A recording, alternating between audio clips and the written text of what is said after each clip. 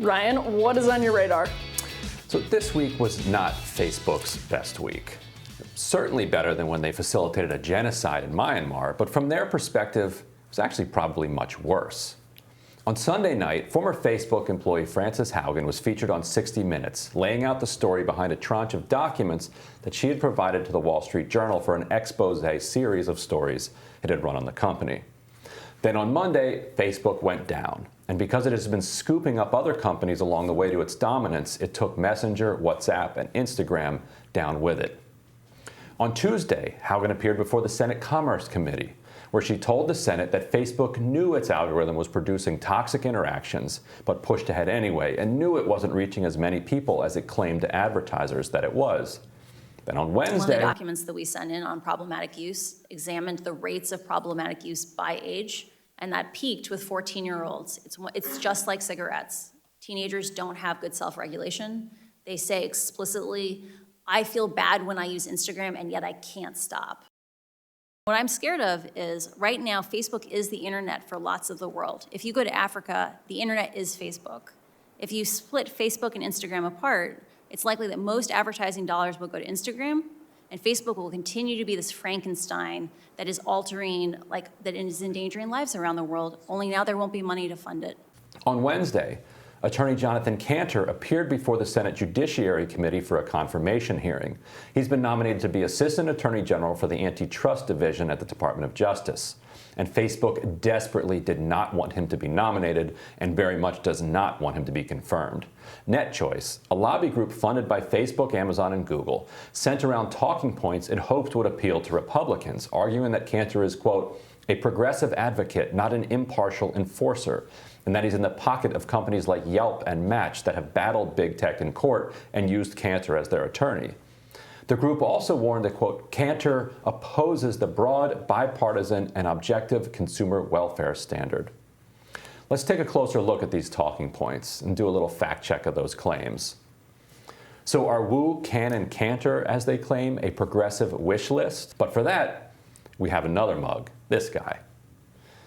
So the Wall Street Journal has repeatedly claimed that Senate Republicans were hoodwinked into voting for Lina Khan for FTC commissioner, not knowing that Biden would make her the chair. That's a pretty pathetic complaint, but if they're right that Republicans don't actually like the direction of Biden's antitrust policy, their chance to show it would be at Cantor's hearing. Instead, Grassley began it by making clear he saw Cantor as an ally.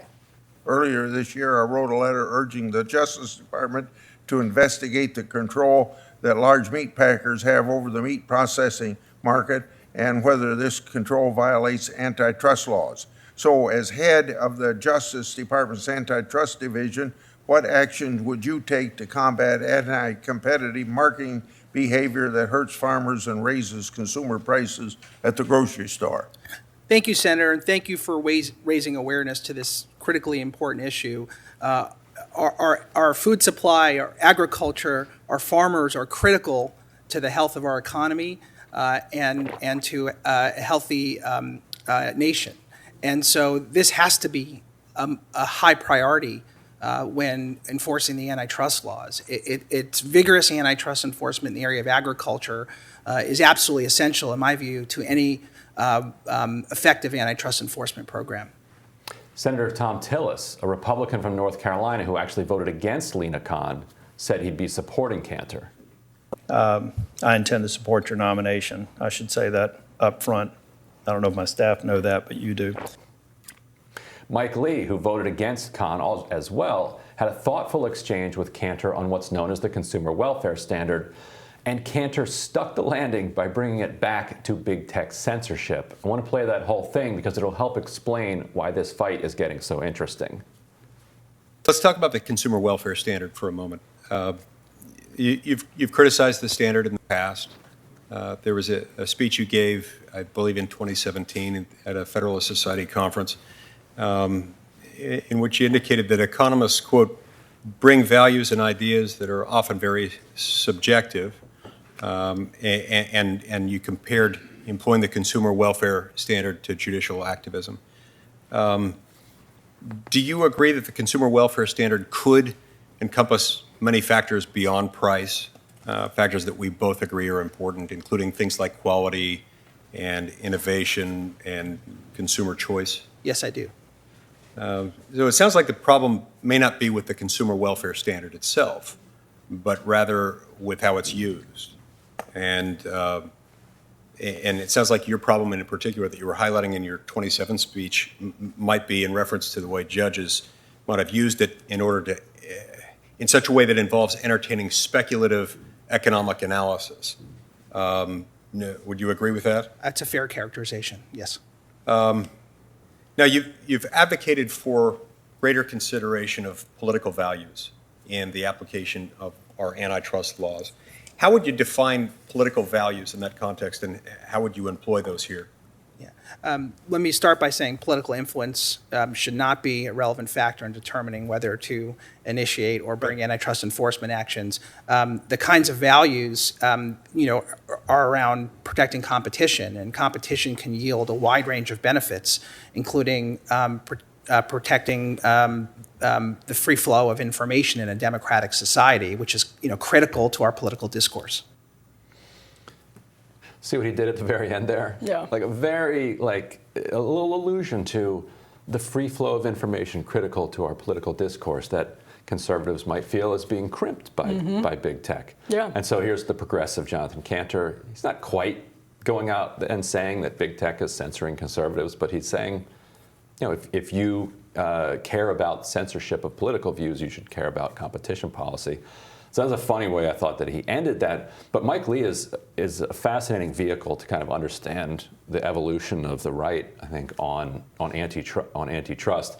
And I wanted to play his clip on the consumer welfare standard because people, I think about antitrust and like, God, this is nerdy and weird and I don't quite understand it. But it's actually quite simple. The consumer welfare standard just means that the way that regulators evaluate whether or not a company is breaking antitrust law under the current standard is, well, are prices low? And if prices are low, then you say, oh, well, it doesn't matter how much corporate concentration there is. It doesn't matter how much power is being consolidated by one organization. As long as they're keeping prices low. Right. Is the cyanide cheap enough?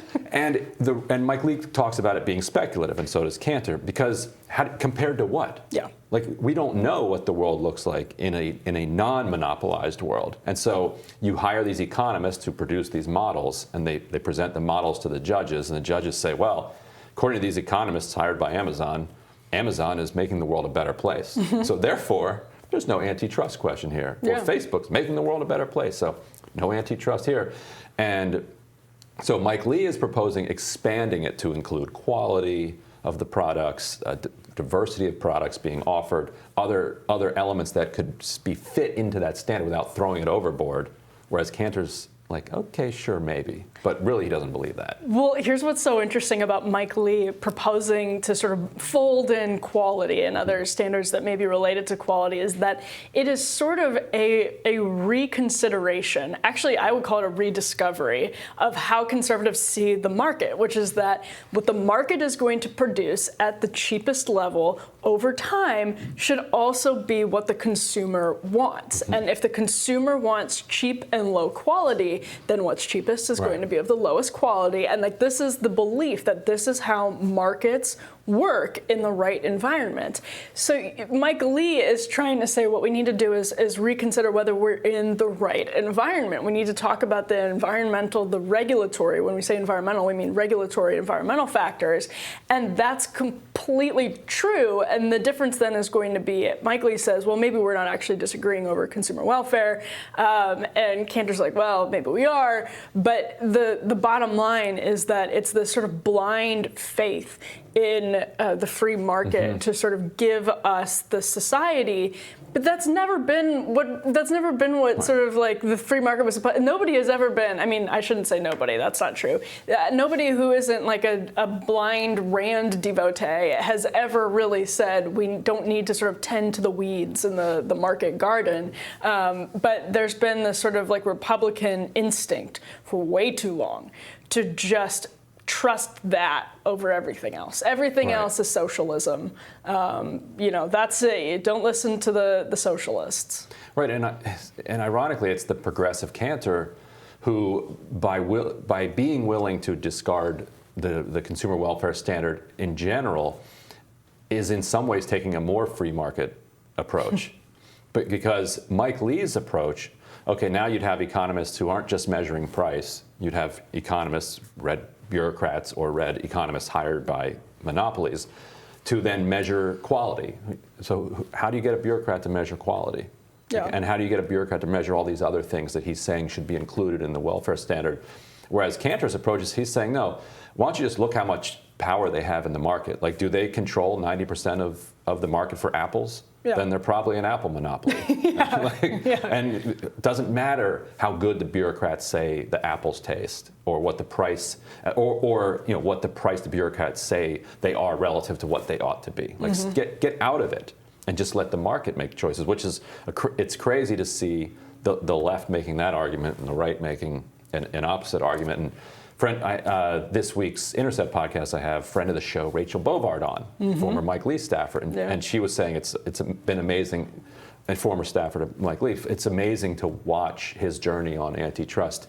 He's clearly in the middle of a journey. Yeah. Like, he's not quite where he's going to end up. Yeah. And so he's trying like in a Gramscian kind of way. He's trying to hold on to the old here and cram in the interregnum while they try to birth a new antitrust policy. And the last thing I'll say is just that we're all kind of on that journey, even the people who are like very firmly in the camp. Like, technology is changing so quickly, and it is totally throwing out our formulas and our molds for what antitrust is, what it should be, and what monopolies are, what they should be. We don't have a great legal framework to understand what kind of monopoly Facebook, Google, and Amazon are. And that's why I think we see a lot of people working through these things in exchanges exactly like that one, which is, for all of the terrible news that we cover every day because it needs to be covered, that's great to see.